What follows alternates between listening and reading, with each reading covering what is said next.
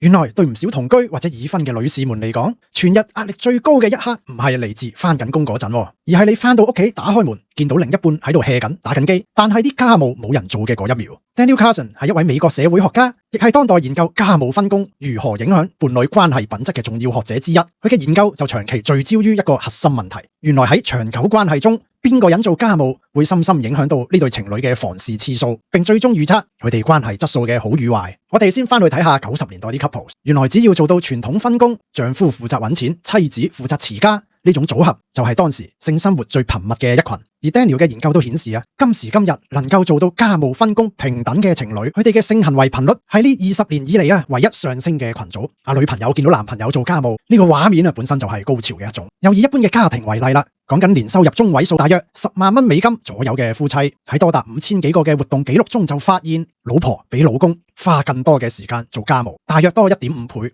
而老公休閒嘅時間竟然又比妻子多出2倍。丹尼爾大哥仲有一個有趣嘅發現，男人只要坐喺度唔喐，呢個動作已經能夠降低佢哋嘅皮質醇水平，但女人係唔得嘅。女性必須要見到另一半做家務，明確感受到一份分工上嘅公平感，佢嘅 cortisol 先會顯著下降，壓力先得以恢復。男士們非常着重床事啦，想有美好嘅性生活， Daniel 就建議你由今晚拖下地、洗下衫、煮下飯開始。家務中嘅平等分工，原來已經成為現代人嘅性感指標。